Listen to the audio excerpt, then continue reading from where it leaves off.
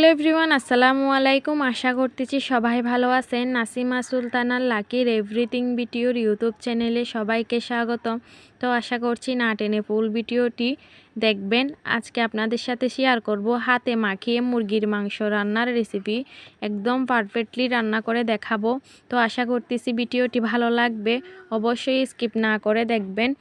এদিকে আমি যে পাতিলে রান্না করব সেই পাতিলটি খুব ভালো করে ধুয়ে নিয়েছি। মাংসগুলোও খুব ভালো করে পরিষ্কার করে ধুয়ে পাতিলের ভিতর দিয়ে দিচ্ছি। পরিমাণ মতো পেঁয়াজ কুচি হাতে কসলাই দিয়ে দিচ্ছি। দেখতে পাচ্ছেন হাতে কসলিয়ে পেঁয়াজ কুচি দিয়ে দিয়েছি। পরিমাণ মতো রসুন বাটা, পরিমাণ মতো আদা বাটা দিয়ে পরিমাণ মতো মশলা দিয়ে দিচ্ছি। পরিমাণ মতো হলুদ দিয়ে দিচ্ছি। পরিমাণ মতো মরিচ দিয়ে দিচ্ছি। পরিমাণ মতো লবণ দিয়ে দিচ্ছি। তেজপাতা ছিল না, 2-1টা এলাচি আর লবঙ্গ দিয়ে দিয়েছি। পরিমাণ মতো তেল দিয়ে খুব ভালো করে হাতে কষলাই নিচ্ছি। দেখতে পাচ্ছেন খুব ভালো করে একদম মিক্সড করে নিচ্ছি। এই যে দেখতে পাচ্ছেন খুব ভালো করে মিক্সড করে নিচ্ছি। তো অনেক আপুরাই বলবেন, আপু গরুর মাংসে হাতে মাখিয়ে রান্না করা যায়, সেটা তো জানি, কিন্তু মুরগির মাংসও কি এভাবে রান্না করা যায়? হ্যাঁ আপু, যাই। যাদের ছোট বাচ্চা আছে, কাজ করতে খুব সমস্যা হয়, এইভাবে কি একবার হলেও আপুরা রান্না করে দেখবেন, খেতে অসাধারণ লাগে, অসাধারণ।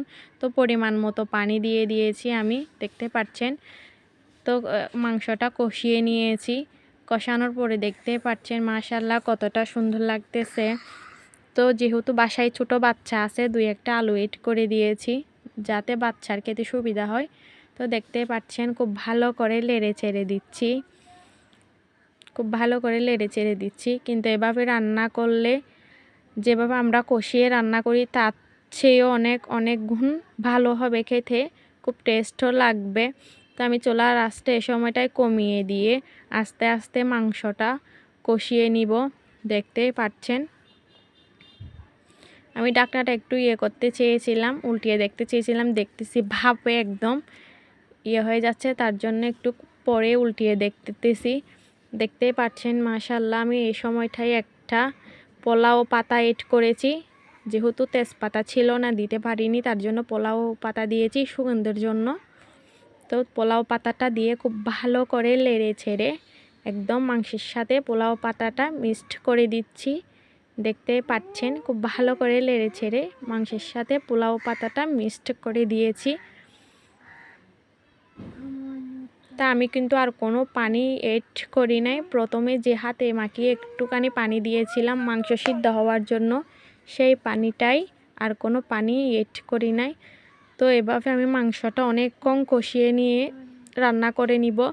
তো আশা করতেছি ভিডিওটি ভালো লাগবে, আর অবশ্যই এভাবে একবার হলেও রান্না করে খাবেন। আর যাদের ছোট বাচ্চা আছে তারা তো অবশ্যই এই ভিডিওটি স্কিপ না করে দেখবেন, কারণ যাদের ছোট বাচ্চা তাকে রান্না করতে খুবই অসুবিধা হয়। তো দেখতেই পাচ্ছেন ফাইনাল লুক। করতেছি ভিডিওটি ভালো লাগবে। যদি ভিডিওটি ভালো লাগে চ্যানেলটি সাবস্ক্রাইব করে দিবেন।